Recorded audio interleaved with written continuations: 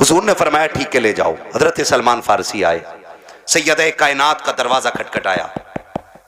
मंदक्कल बाप, दरवाजा किसने बजाया है? आवाज आई सलमान फारसी। चचा कैसे आना हुआ? का एक मेहमान आया है और भूखा है, किसी के पास इतना नहीं कि कोई खिला दे उसे। सैयदा तुम्हारी चौखट से कोई खाली नहीं गया है। अंदर से आवाज आई, चचा मेहमान को थोड़ा साइड कर दो ताकि घर का राज न खुलने पाए, दूर कर दो। आपने मेहमान को थोड़ा दूर किया।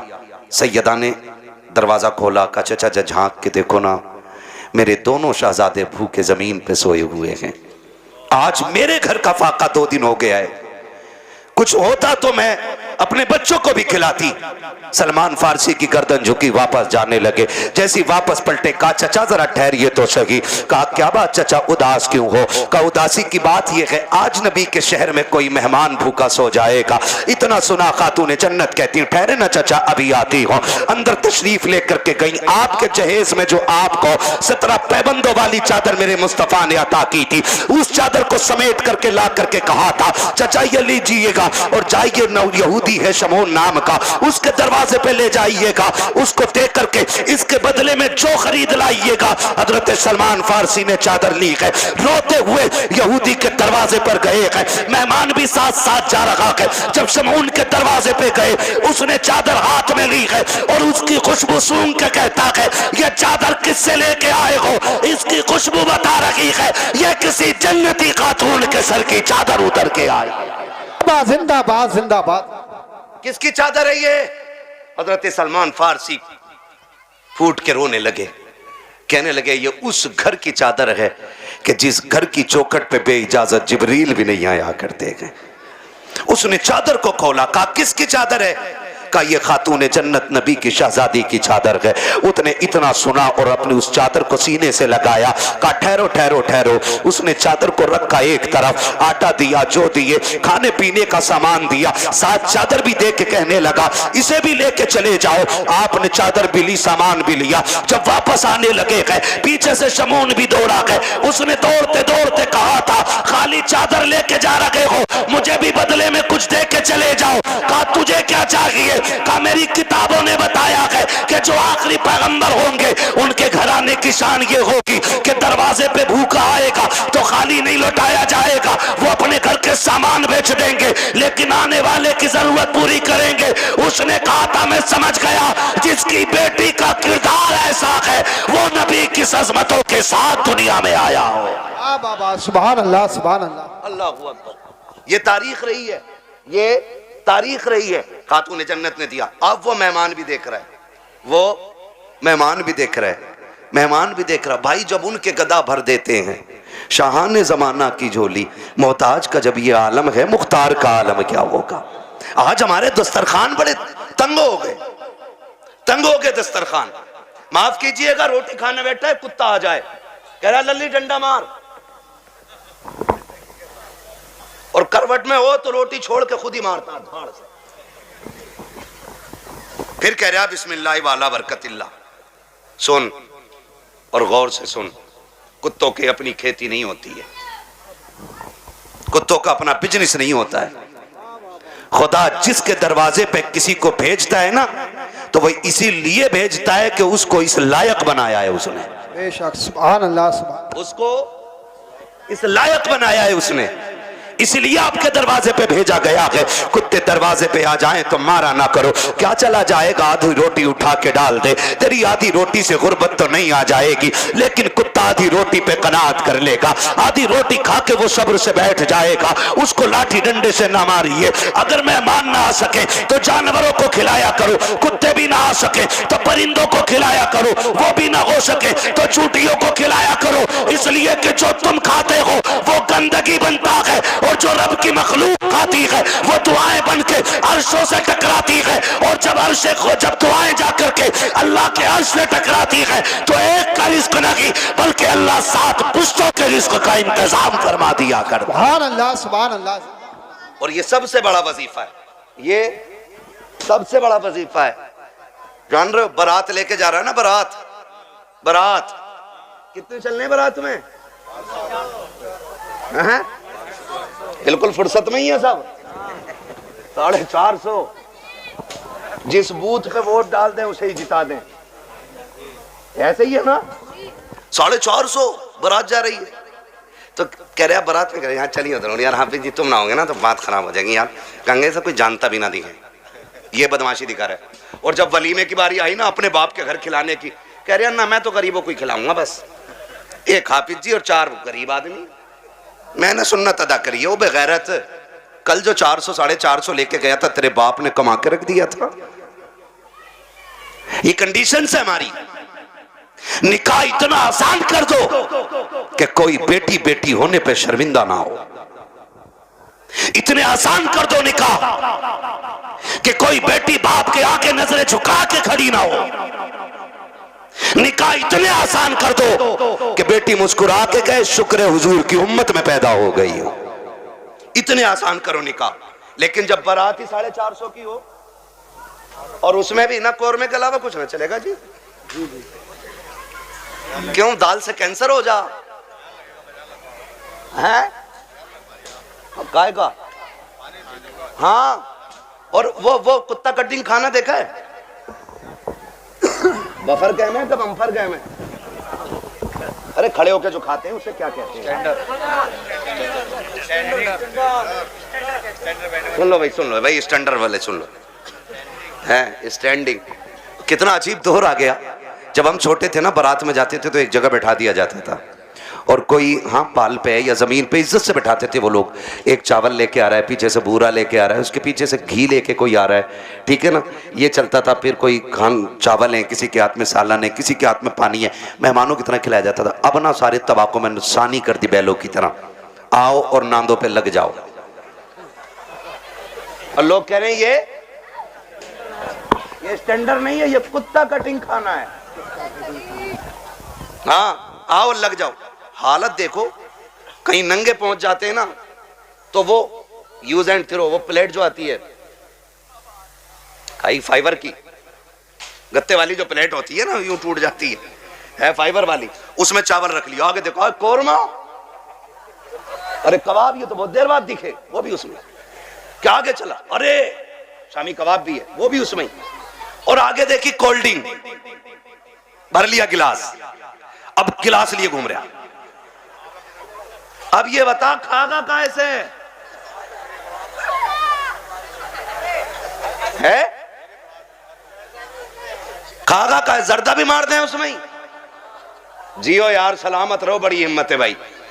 हम एक दिन कोई गुलाब रेस्टोरेंट है, कौन सा है वो, पाक बड़े वाली साइड में ना, एक दिन भाई उसमें हम दावत में चले गए, अल्लाह माफ करे, हमें तो रोटी हाथ में आई।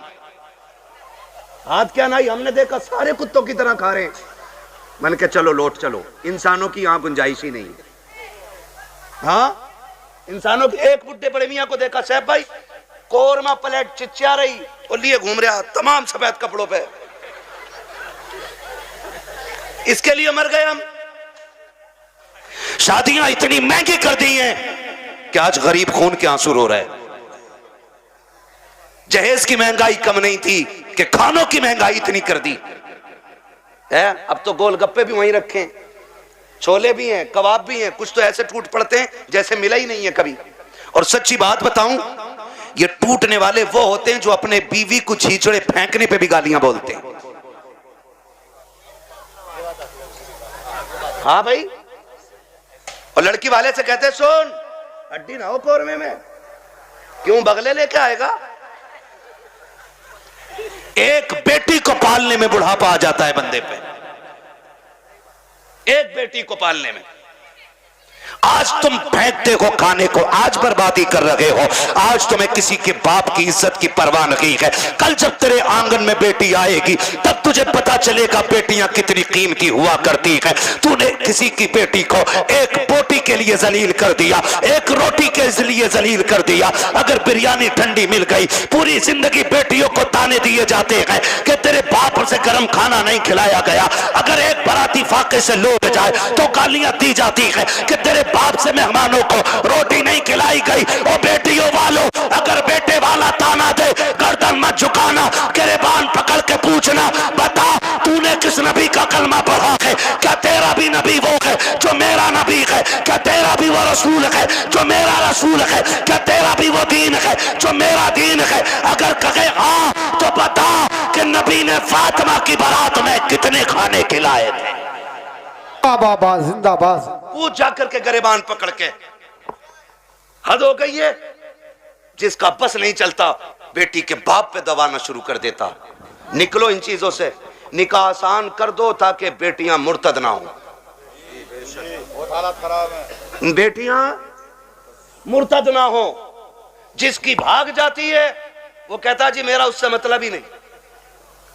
और पहले अगर किसी लड़के ने, किसी बंदे ने उसकी बेटी को किसी गैर के साथ किसी होटल में या किसी कैफे में देख लिया और बता दिया तुम्हारी बेटी फला जगह देखी, कह रहे हो उड़ा रहे हो, मेरी बेटी को उड़ा रहे हो। खून के आंसू रोना पड़ रहा है आज, खून के आंसू। एआई पे जाके पता करो 2021 से अब तक कितनी लड़कियां गायब हुई हैं। 13 लाख लड़कियों का आंकड़ा दे रहा है एआई। कितनी 13 लाख लड़कियां, बच्चियां। कंडीशन कितनी नाजुक हो गई ये पता है आपको? मरा जा रहे, आप भी कह रहे हैं बुलेट ही लूंगा और लेके 8 दिन बाद कह रहे हैं बिकवा दी यार, तुम्हारे ताल्लुकात में तो अच्छे लोग होंगे, चला क्यों नहीं रहा? तेल बहुत खा रही है। क्यों? तुझसे इसमें तेल नहीं पड़ रहा? और बेटी के बाप ने अपना खून नहीं छोड़ के तुझे दे दिया। कह रहा बिकवा तो बुलेट इसकी जगह बोलूंगा मैं। स्प्लेंडर भी ज्यादा खा रही है, वो जो आ रही है एक और बैटरी वाली। हाँ, और बुड्ढो अब्बा से गुजारिश करूंगा, ये बुड्ढे अब्बा जो होते हैं ना लिस्ट लिए घूम रहे आप बेटे की बारात में, कह रहे ये सारी चीजें होनी चाहिए, सारी चीजें। कह रहे आप बुलेट ये वाली हो, बेड ये वाला हो, सोफा ये वाला हो। और बुड्ढे की कंडीशन ये है कि एक दिन भी लल्ला इसे बेड पे लेटन नहीं देगा। और मरा जा रहा कि पिलाई 3 सूत से कम ना हो, 3 इंची वाली पिलाई चाहिए।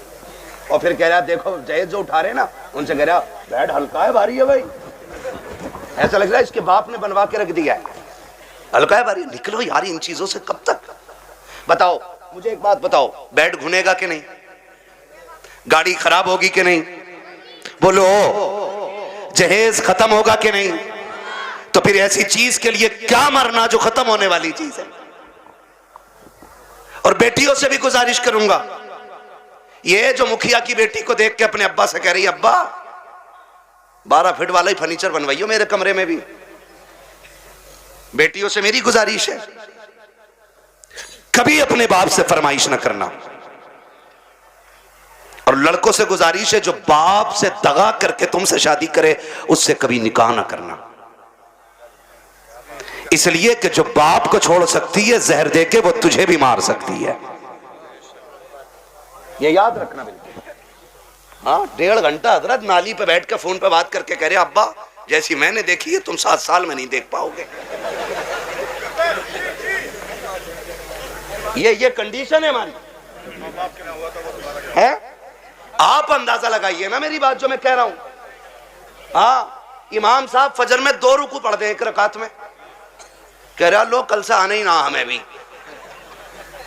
कह रहा टांगे पत्ती आ गई। 2 रुकू में टांगे पत्ती आ जाती हैं। और 1.5 घंटा नाली पे खड़े होकर मच्छर काट रहे हैं, डेंगू बन गया, फोन ही नहीं हट रहा कान पे से। ये आशिक नहीं होते हैं, ये मलेरिया की औलाद लवेरिया होते हैं। आपसे मेरी गुजारिश है वो बच्ची हमारी नस्ल को अच्छा बना ही नहीं सकती है कि जो अपने माँ बाप से गद्दारी करके हमारे घर में आई होगी। अच्छा पैगाम ये याद रखिएगा। और बेटियों से कहना चाहता हूं सुनो, ऐसे भी होते हैं छपरी, 3 महीने मुंबई में काम करके बाल यहां को लटका के और कड़ा पहन के बुंदे लटका के और यूं चल रहा यूं, धब्बा नहीं लगने दे रहा यहां को, धब्बा लड़कियों को बहका रहे हैं कि हम इतना पैसा कमाते हैं, लड़कियां लालच में आ जाती हैं, जी सोने वाला है, गाड़ी वाला है। मेरी बेटी हाथ जोड़ के कहता हूं, खुदा की कसम, अगर सातों जमीन की दौलत उठा करके एक पल्ले में रख दिया जाए, चांद सूरज को उतार करके उसी दौलत के साथ रख दिया जाए, ये सारी कायनात की दौलत मिलके तेरी इज्जत के एक लम्हे के बराबर नहीं हो सकती है। जो इज्जत तुझे खुदा ने अता की है, जो इज्जतें तुझे मुस्तफा ने दी है, दुनिया अगर दौलत का लालच दे तो थूक देना, कह देना तेरी दौलत, तेरी मोहब्बत मेरे बाप की मोहब्बत से ज्यादा नहीं हो सकती है। आबा नारे तकबीर, नारे रिसालत, बस लगे आला हज़रत हज़रत अल्लामा मुफ्ती हम्माद साई किबला उलमाए ले सुन्नत जिंदाबाद जिंदाबाद। तवज्जो है सारे लोगों की। ओ भाई, बेटियों से एक बात कहूंगा, बहुत गौर से मेरी बात बेटियां सुन लें। हो, हमारी मर्जी है हमारा निकाह, इस्लाम ने तुझे हक दिया है निकाह का, मर्जी का भी हक दिया है, लेकिन किसी किताब में यह नहीं लिखा है कि बाप और भाई की दस्तार और पगड़ी पे जूते मार के तू घर से निकले। इस्लाम ने तुझे इसकी इजाजत बिल्कुल नहीं दी है। हाँ, वो है ना तेरे लिए इख्तियार, निकाह उस वक्त तक नहीं होगा जब तक तेरी मर्जी शामिल नहीं होगी। ये दिया ना इस्लाम ने तुझे हक, तेरी मर्जी के बगैर निकाह बोलो नहीं हो सकता है, यह हक है तुझे इस्लाम ने दिया। लेकिन ये कौन सी बात हो गई, तुम मानो ना मानो मुझे निकाह उससे ही करना है, निकाह उससे ही करना है। मेरी बेटी सुन, जब भी तेरा दिमाग डाइवर्ट हो, तेरा जहन बदले, कभी तेरा ख्याल गलत हो, माँ बाप को धोखा देने का ख्याल हो ना, एक बात याद रखना कि तेरे बाप का कितना एहसान है तुझ पे। बस इतना सोच लेना, कितना एहसान है। मैं उसकी 18 साल की मजदूरी की बात नहीं कर रहा हूं, मैं 20 साल तेरे लिए जो धक्के उसने मार्केट में खाए, मैं उसकी भी बात नहीं करता। मैं सिर्फ उस लम्हे की बात करता हूं कि जब तू मां के शिकम में थी, चचा को पता चला बेटी होने वाली है, बच्चा आने वाला है। चचा ने कहा जी 1 क्विंटल लड्डू बन जाने चाहिए। बनते हैं कि नहीं? 1 क्विंटल लड्डू बन जाने चाहिए। दादा ने कहा सोम पपड़ी से नीचे मीठा नहीं बटेगा। मां हॉस्पिटल में गई, रात को 1 बजे कॉल आया, डॉक्टर ने कहा मुबारक हो, तुम्हारे घर में बेटी आई है। चचा जहां था वहीं गिर गया। सुन मेरी बेटी, दादा की सांसें रुक गई और दादा बिस्तर पे लेट के कहता है मुझे वारिस चाहिए था, बेटी नहीं। चचा के पास मीठे वाले का फोन आया, मीठा नहीं लेना है, मीठा नहीं लेना है। तो उसने कहा नहीं, बेच दे अपना मीठा। का ऑर्डर तो किया था ना? कहा ऑर्डर तो किया था। का फिर लेगा क्यों नहीं? का बेटा होता तो मीठा बांटता, बेटा ही आई है इसलिए मीठा नहीं चाहिए। अब सुन बेटी, सब तुझसे मुंह मोड़ चुके हैं। तेरा आना दादा को भी अच्छा नहीं लगा, तेरा आना दादी को भी अच्छा नहीं लगा, तेरे चचा को भी अच्छा नहीं लगा, तेरी फूफियों को अच्छा नहीं लगा, तेरे फूफाओं को अच्छा नहीं लगा, सारे मुंह मोड़ के बैठे गए। लेकिन जब हॉस्पिटल के बाहर तेरा बाप खड़ा था, डॉक्टर के जरिए खबर दी गई कि बेटी आ गई है, इसने एक लम्हा कदम नहीं रोके थे, एक लम्हे के लिए इसने नजरें नहीं बिगाड़ी थी, बल्कि रफ्तार से अंदर गया था और जिसे दुनिया ने ठुकराया था उसी बेटी को बाजू बढ़ा के इसने गोद में उठा के कहा था मालिक दुनिया जो चाहे सोचे, मैं तेरा शुक्र अदा करता हूं, बेटा नहीं आया तो क्या आया, तेरे करम से मेरे घर में तेरी रहमतें आ गई हैं। जिंदाबाद जिंदाबाद, सुभान अल्लाह। ये मेरी बेटी, जब तुझे कोई नहीं अपना रहा था तब बाप ने अपनाया था, वरना फेंक देता वो भी किसी कचड़े के ढेर पे। कौन था उसे रोकने वाला? आज उसी का मुंह काला करके भाग जाती हो, आज उसी के मुंह पे कलंक पोत के कहती हो कि मैं एक होशियार बच्ची हूं, मैं समझदार बच्ची हूं। सारी दुनिया की औरतों की अक्ल एक पल्ले में, नबी की फातिमा जहरा की अक्ल दूसरे पल्ले में रखो, सुभान अल्लाह। फिर कायनात की औरतों की सारी अक्लें खातून जन्नत की अक्ल की बराबरी नहीं कर सकती हैं। हाँ नहीं कर सकती हैं, लेकिन तुम्हें पता है ना, जब हैदर कर्रार मौलाए कायनात रिश्ता मांगने के लिए आए, हुजूर उठे घर की तरफ चले, जिब्रील आ गए। या रसूल अल्लाह किधर? का जिब्रील रिश्ते के लिए आया बैठा है, बेटी से पूछ लूं ना। तो जिब्रील कहते हैं आका ये रिश्ता जन्नत में रब ने कर दिया है। कहा हुआ है? जन्नत में रिश्ता हुआ है। कि ये रिश्ता अल्लाह ने अर्शों पे कर दिया है। कहा मालूम है? कहा फिर भी आप का बात यह है कि बेटी से इजाजत लेने जा रहा हूं। जी जी हुजूर क्यों? ताकि इसलिए कि कल जब बेटियों को रुखसत करने की बारी आए ना, तो बाप अपनी मर्जी से बेटियों का गला दबा के रुखसत न करे, बल्कि निकाह से पहले हर बाप अपनी बेटी की इजाजत जरूर ले ले। जी जी जी ये बाप का फर्ज था। और अब बेटी का किरदार आप देखिए। आज बेटियां कह दिया करती हैं कि जी क्या जरूरत है, हम मर्जी के मालिक हैं, हमने अच्छा लगा कर डाला मेरा नबी खातून जन्नत के पास। अब्बा जी कैसे आना हुआ? का बेटी बाहर अली आए खड़े हैं, रिश्ते के लिए आए हैं। बेटी तेरी क्या मर्जी है? इतना सुना खातून जन्नत की आंख में आंसू आ गए। अब्बा जी ये बात आप पूछ रहे हैं? कहा हाँ बेटी। का अब्बा ये बात तो माए पूछा करती है, आप ये बात मुझसे पूछ रहे हैं। तब मेरे नबी ने कहा था फातिमा कहां से लाऊं खदीजतुल कुबरा, जो बचपन में तुझे छोड़ के गई तो तेरा हाथ मेरे हाथ में दे के कहा था आका मैं 3 बेटियों को दे के जा रही हूं, चौथी बेटी को आपको देना है। फातिमा मुझसे खदीजा ने कहा था आका मेरी फातिमा को रोने न देना। बेटी मैं तुझे बचपन से पालता रहा और कभी तेरी आंख में आंसू नहीं आने दिया। खदीजा कहां से लेके आऊं? बता तो सही, जो तुझसे आके बात करे। ए फातिमा मैं खुद चला आया हूं, बेटी बता तेरी क्या राय है? तब खातून जन्नत ने कहा था अब्बा जिसमें तेरी रजा है उसमें मेरी रजा है। आज दुनिया कहती है हुसैन ने नेज़े पे कुरान पढ़ा है, ये कमाल हुसैन का है। खुदा की कसम अगर नेज़े पे कुरान हुसैन ने पढ़ा है तो सिर्फ कमाल हुसैन का नहीं बल्कि खातून जन्नत का कमाल है। अगर माए बादशाह होती है तो बेटे नेज़ों पे चल के कुरान सुनाया करते। सुभान अल्लाह सुभान असल अल्लाह। ये चीज है, असल ये चीज है। बेटियों से भी गुजारिश है ना करना डिमांड, ना करना डिमांड। सब्र के साथ जिंदगी काट जाओ। कट जानी है ये तो कट जानी है, 60 भी कट जानी है, 70 भी कट जानी है, फटे जोड़े में भी कट जानी है, 20,000 के लहंगे वाली की भी कटी जानी है। मरना सभी को है, लेकिन याद रखो अगर तुम इस हाल में जाओ कि तुम्हारे बदन के कपड़ों पे 25, 26, 30, 40 पैबंद लगे हों, लेकिन तुम्हारे शोहर की तुमसे नाराजी ना हो, तो तुम कब्र में जैसी लेटोगी आखिरी तख्ता लगेगा, अल्लाह तुम्हारी कब्र में जन्नत की खिड़कियां खोल देगा। वाह वाह वाह सुभान अल्लाह। असल चीज है शोहर की रजा। इसलिए मैं बहन बेटियों से कहूंगा जिंदगी ऐसी गुजारें कि जिससे रब भी राजी हो, रसूल भी राजी हो।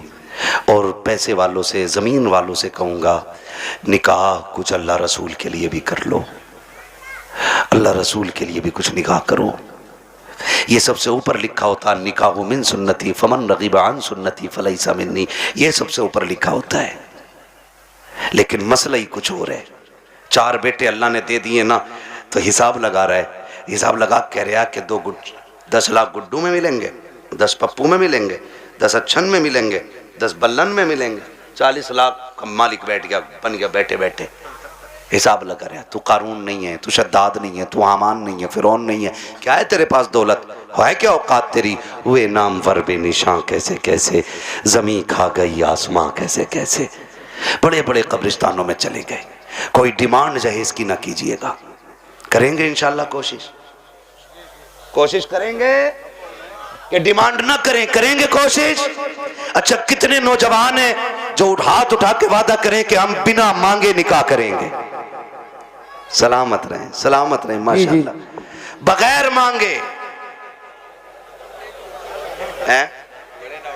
नहीं नहीं, क्या बात है, सलामत रहें मेरे लाल। अल्लाह इन बच्चों की जवानियां अच्छी करे। खुदा करे कि ये बच्चे वो दिन देखें ये दूल्हा बने हो और इनके सेहरों पे बातें मदीने वाले मुस्तफा की हो रही हो।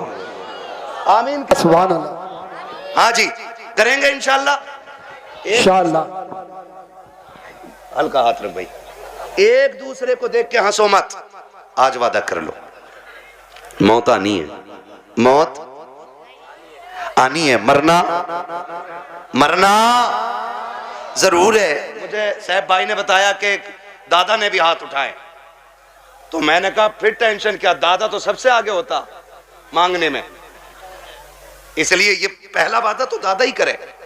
कि मैं नहीं मांगूंगा, डिमांड नहीं करूंगा, वादा करे। लड़की वाला जो मुट्ठी बंद करके दे देना वो ले लो। निकाह इतने आसान कर दो कि बेटियां मुर्तद ना हो, बेटियां मुर्तद, बेटियां मुर्तद। और आपसे एक गुजारिश है, मैं उन बाप भाइयों को सबसे बेगैरत मानता हूं जो बेटियों की कमाई खाते हैं। बुरा लगेगा, कड़वा भी बहुत है। वरना मुझे एक बात बताइए, ये जो ऑफिसों में हमारी बच्चियां जा रही हैं, इनकी सैलरी 6,000, 7,000, 12,000, 15,000 है।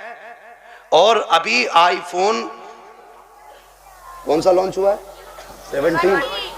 17 प्रो मैक्स बड़े बड़े कमाने वालों ने नहीं खरीदा है। ये 15,000 की सैलरी में ऑफिस में जाने वाली पे कहां से आ गया? समझ ना रहे कहां से आ गया ये, जिसके 7,000 किराए में उठ जाते और 12,000 का खाना खा जाती है घर पे। ये 1.5 लाख 1,80,000 का फोन कहां से आया है? कोई पूछने वाला? कह रहा हमारी लल्ली पर सबसे बड़ा फोन है। देख तेरी लल्ली इतना बड़ा कदम उठागी कि तुझसे बड़ा कमीना कोई नहीं बचेगा गांव में। हद हो गई भाई, बेटियों को ऑफिसों में भेजा जा रहा है। कुरान कहता है रिजालु कव्वामून अलन निसा। वो इसलिए नहीं कह रहा है कि तुम उन्हें जूतियों पे रखो, वो इसलिए नहीं कहा है कि तुम उन्हें लाठी के नीचे रखो। तुम्हें हाकिम इस्लाम ने इसलिए नहीं बनाया कि तुम बेटियों पे तब्बर चलाओ, तुम्हें हाकिम इसलिए बनाया था कि तुम मेहनत करके बागर का निजाम चला, ये घर में रह के तेरे।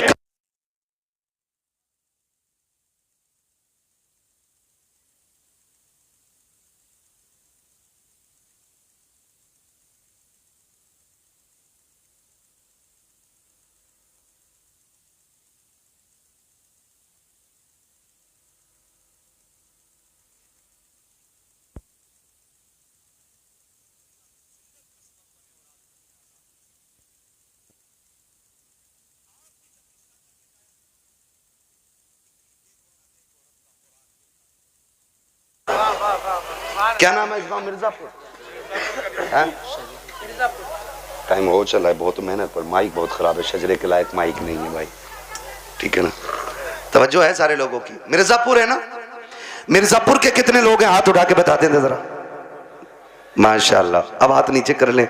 अब जो मिर्जापुर के बाहर के वो जरा हाथ उठा दें। अच्छा, ये सुभान अल्लाह कहने वाले सारे ही परदेसी हैं, क्या बात है। नहीं नहीं, ये इनका हक भी है, जो इश्क में वहां से आ सकते हैं तो यहां बैठ के सुभान अल्लाह भी बोल सकते हैं ना, है ना? अकबरपुर से कई गांव के लोग आए हुए हैं, अल्लाह सबको सलामत रखे। और भाई एक बात सुन लो, ये मत सोचना कि हमारे मरकज से इसका आगाज होगा तो हम करेंगे, समझ रहे ना? कि हमारी कोई सबसे बड़ी जमीन इसका आगाज करे तो हम करेंगे नहीं। ये हुजूर का दीन है। अगर नंगे पैर चलने वाला आगाज कर देना और उसे देख के दुनिया बदलने लग जाए तो वही उस इलाके का मरकज बन जाया करता है। मिर्जापुर वालों, ये आगाज आपको करना है। हमें बेटियों की कमाई, बेटियों की कमाई, बच्चे ही बोल रहे हैं, बड़े क्यों नहीं बोल रहे? हाँ, बच्चियों की कमाई, बेटियों की कमाई, बेटियों की कमाई। अपनी बेटियों की इज्जत भी बचाएंगे और अपने गांव का दीन ईमान भी बचाएंगे इंशाअल्लाह। प्री प्लानिंग चल रहा है ये सब। हाँ, तुम्हारी बच्चियां यूनिवर्सिटी में झूठ बोल रही हैं तुमसे, वो हमसे पूछो, हम शहरों में रहते हैं, गुजर हमारा शहरों में होता है। जब 4 बजे किसी बेटी को नकाब में कैफे के अंदर बैठे देखते हैं तो दिल में आता है कि या तो ये लहू बेगैरत है या जिस घराने से ताल्लुक रखती है वो घराना बेगैरत है।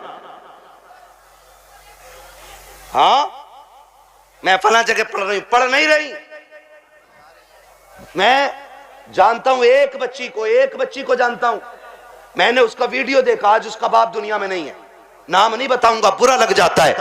और उसकी रील देखी मैंने, आग लगे इन रीलों को, इन्होंने कौम की इज्जत का जनाजा निकाल दिया है। अब्बा भी बैठा बैठा कह रहा नहीं नहीं, ये मेरी बेटियों को इजाजत मैंने दी है, ये मेरी बेटियों की इज्जत हो रही है, पूरा हिंदुस्तान बेटियों को जान गया है। सोच, अगर तवाइफा और नंगी होकर के नाचने वाली रोड पे नाचने लगे तो सिर्फ मुल्क नहीं दुनिया जान जाया करती है, लेकिन फरिश्ते उससे अनजान हो जाते हैं। मगर खुदा की कसम, अगर यही बेटी रातों को उठ के सजदों में गिर जाए तो कोई जाने या ना जाने, खुदा की रहमत के फरिश्ते उसे जानने लग जाया करते। सुभान अल्लाह, जिंदाबाद। रीलें बना के डाल नहीं है, और किसी रील वाली से शादी मत करियो, ना ऐसी रील धोएगी कि बेटे ना सो पाओगे ना जाग पाओगे चैन से। हाँ, खुदा आपको तौफीक दे, बदलेंगे इंशाल्लाह रवैये। बच्चियों को दीन दीजिएगा, बच्चियों को शरीयत सिखाइएगा, हुजूर का इश्क बच्चियों को सिखाइएगा। बच्चियों को बताओ तू कनीज़े फातिमा ज़हरा है, तुझे रब ने वो इज्जतें अता की हैं कि जो इज्जतें किसी कौम ने अपनी कौम की बच्ची को अदा नहीं की हैं। अल्लाह ने बड़ी इज्जतें अता फरमाई हैं। इसलिए मैं हर बेटी से कहना चाहूँगा, खुदारा पर्दे का खास ख्याल रखें। बेटों से कहना चाहूँगा, आप शराब के नशे से निकलो, आप मोबाइल के नशे से निकलो। आप 3 बजे तक मोबाइल चलाते हो, फिर जब सोते हो ना तब तक तुम्हारे घर की बच्चियों की नींद पूरी हो चुकी होती है, फिर तुम्हारे ही फोन से चैटिंग और चीटिंग होती है, फिर वही बहन बेटियां तुम्हारे मुंह पे कालिक पहुंच जाया करती हैं। इसलिए जागो, अपना घर भी बचाओ, अपना शहर भी बचाओ, अपना दीन भी बचाओ, अपना ईमान भी बचाओ। अब ये लाजिम हो गया, हर एक को जागना पड़ेगा। प्री प्लानिंग कह रहा, जो एक मुस्लिम लड़की से ब्याह कर ले उसे हमारी संस्था 5 लाख देगी। फिर वही बेटी रोड पे मिलती है मरी हुई है। मुरादाबाद की न्यूज नहीं चल रही है, मुरादाबाद की न्यूज, नाम नहीं लूंगा, लोगों के पित्ते कलेजे फट जाते हैं, गैरत नहीं आती है। आंख तब नहीं खुलती जब खुलनी चाहिए थी, और जब सब लुट गया तो फिर कह रहे हाय मेरी बच्ची को वो ले गई थी बुला के, वो ले गई थी बुला के। और तुम क्या मर गए थे? जब तुम्हारी बेटी सहेली के साथ निकली तो तुम्हारी आंखें फूट गई थी? क्या तुम्हें नहीं पता कि बेटियों को निकलने में देर है, परिंदों को कपड़े नोचने में कोई देर नहीं लगती है? आंखें खोल के बैठो। और बेटियों से कहना चाहूंगा, सबसे ज्यादा भरोसा अगर करना है तो अपने बाप पे कीजिएगा, उसके अलावा किसी के बाप पे मत कीजिएगा। खुद पे डिपेंड रहिए, अपनी इज्जत की हिफाजत खुद कीजिए। और कितना भी बड़ा फ्रेंड तुम्हारा हो, तुम्हारे ऑफिस का सर हो, तुम्हारे ऑफिस का मालिक हो, बॉस हो, कितना भी बड़ा लालच दे, ठुकरा दो। इसलिए कि दौलत गई तो फिर मिल जाएगी, इज्जत गई तो दोबारा मिलने वाली नहीं है। रो नहीं रही है बच्चियां कि हम लौट के आना चाहते हैं, उसने ले गया था, आज उसने छोड़ दिया, और ये हुआ, मैंने उसके लिए धर्म बदला, मैंने सब बदला। अगर अब भी नहीं जागे तो फिर इस कौम को तबाही से कोई नहीं बचा सकता है, कोई नहीं बचा सकता है। याद रखिए, आसमानों से मदद 313 के लिए आती है, भगोड़ों के लिए कोई मदद नहीं आने वाली है। इसलिए हमें अपने दीन में मजबूत होना है, और अपनी जो दुश्मनियां ये खत्म कर लीजिएगा, करेंगे खत्म इंशाल्लाह। एक दूसरे को माफ करने के आदी हो जाओ, एक दूसरे को माफ करने के आदी हो जाओ। जमीन का झगड़ा है, जायदाद का झगड़ा है, किसी ने इतनी जमीन ले ली है ना, उसे बुला और बुला के कह, जा मैं तुझे बाप का चेहरा देख के माफ कर रहा हूं। सगा भाई है ना आपका, जमीन उसी से तो झगड़ा होगा ना, जा मैं तुझे बाप का चेहरा देख के माफ कर रहा हूं। कयामत में खुदा कह देगा, जा जन्नत में चला जा, मैं तुझे मुस्तफा का चेहरा देख के माफ कर रहा हूं। वाह वाह वाह, सुभान अल्लाह। ये हौसले पैदा करें हम, ये